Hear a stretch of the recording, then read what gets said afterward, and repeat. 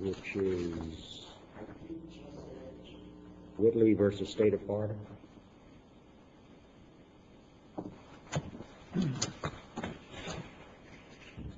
Good morning, judges and counsel. May it please the court, I'm Nancy Ryan, representing DEAUTRE Whitley. Mr. Whitley is not an easy man to deal with. The state points out that he had 3 attorneys before he was assigned standby attorney. I would just point out in his defense that the PD conflicted out right away, so that he only went through 2 appointed counsel rather than 3. My position is that the standard of review in this case is de novo, because what we have here is a question of construction of Rule 31d5. That rule reads, when waiver of the right to counsel is received at any stage of the proceedings, the offer of assistance of counsel shall be renewed by the court at each subsequent stage of the proceedings where a defendant appears without counsel. Ms. Ryan, Yes.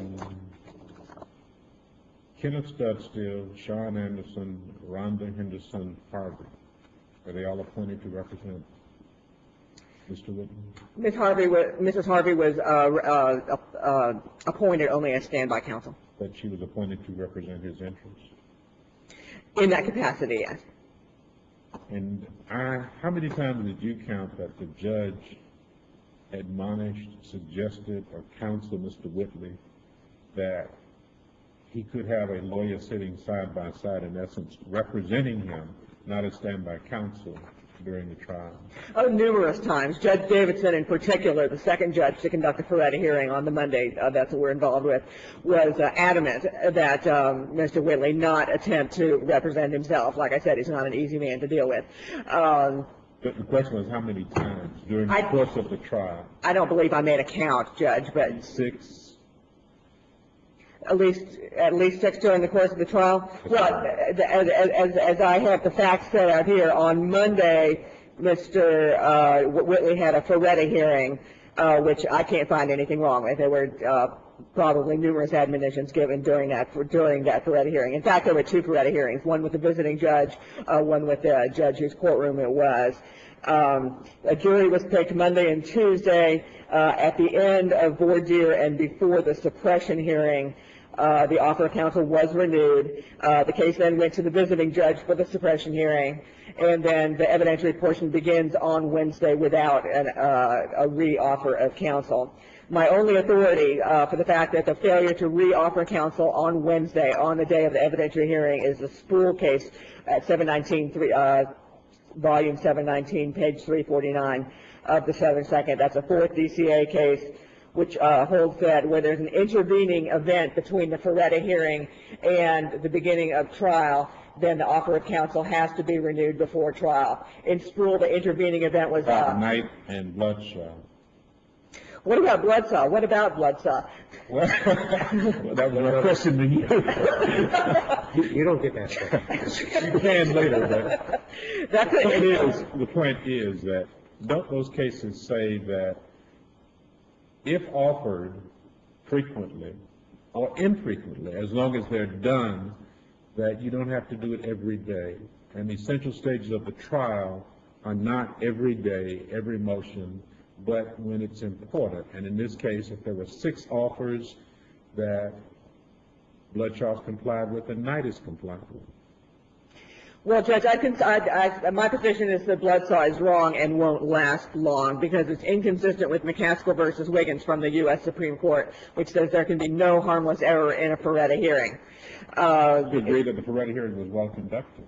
The Ferretti hearing itself, the original Ferretti hearing, was in fact well conducted. My only complaint is that the offer of counsel was not renewed on the morning of the evidentiary portion of trial.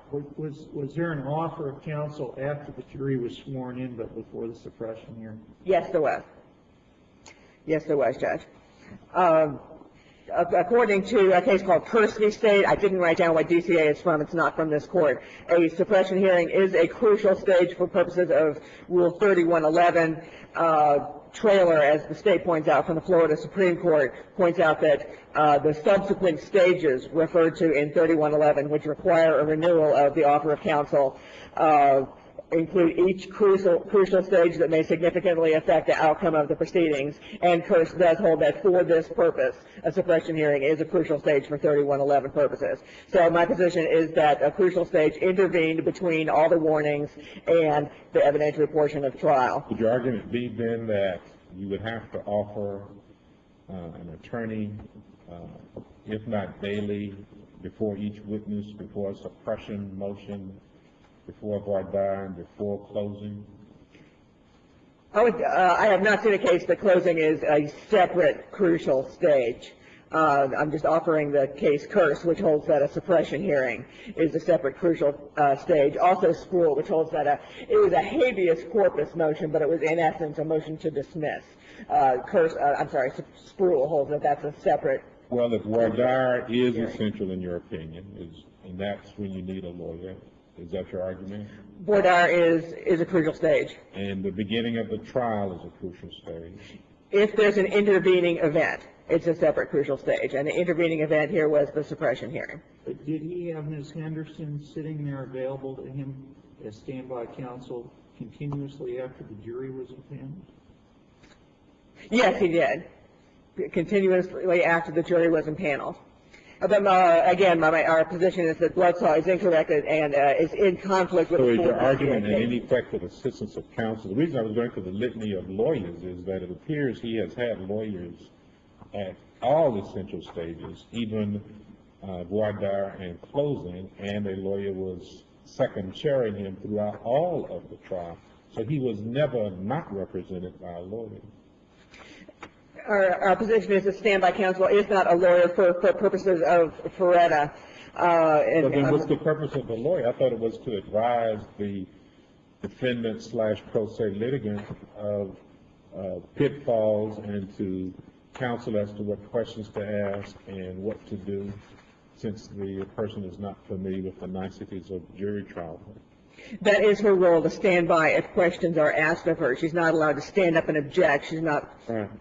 Sort of like a puppet master and a puppet, but the point is that to work with the client, pro se litigant, to make sure that the pro se litigant gets effective representation. Is that accurate? To the extent the pro se litigant allows it. Yes, that's true, but I've got a conflict case with Bloodsaw, that's Burns v. State from the 4th DCA, which expressly holds that the fact that standby counsel may be available does not modify the extent if necessary for Ferretta inquiry. And the Michigan Supreme Court agrees, and 3 federal appellate courts agree. So I would ask the court either to order a new trial in this case in conflict with Bloodsaw, or I would ask the court, if you affirm, to Certify the question. certify the question. To certify conflict with Burns or to certify a question, because I submit that this Bloodsaw case came a bit out of nowhere in Florida, and that the Florida Supreme Court should resolve the conflict between Burns. What about the Knight case? We had a 3-week intervention between the Ferretta hearing and essential stages of the case, and they said that's okay. There was no intervening event like there is in Sproul. Where there's no intervening event, the voir dire and the evidentiary portion are treated as a single significant event. I'd like to reserve my remaining time.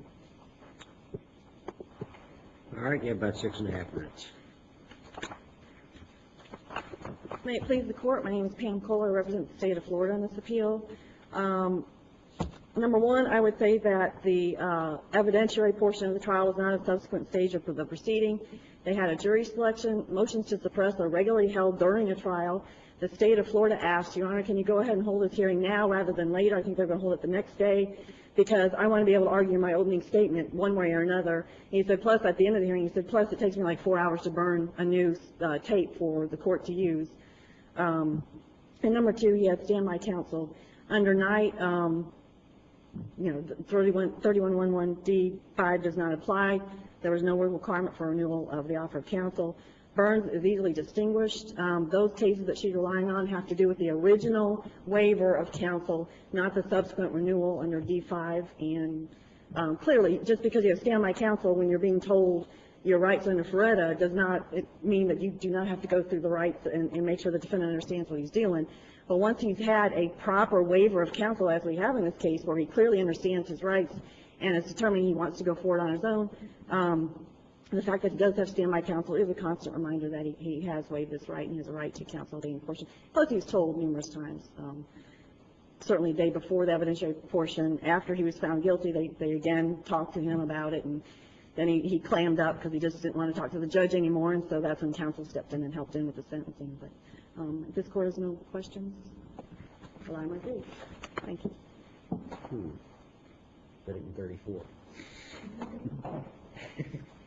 Judges, I would just point out that if this were a question of discretion, this court could easily go with the state, but our position is that this is a matter of statutory construction where this court has de novo review. Is there any place that identifies in particularity each stage where the court needs to offer an attorney? Various cases which the state has cited. I'll be just one moment. My point is, the reason I asked about the number of times, it appears that if you take all of those cases and when they occur, Judge Davidson on numerous occasions offered a full lawyer, that is not a standby counsel, and did it regularly. So how is it then that she erred when on a regular basis she in essence pled with the defendant to take a lawyer? Only in that the offer of counsel was not renewed at the beginning of the evidentiary hearing. That's the sum total of my argument, Your Honor. Was it renewed after that?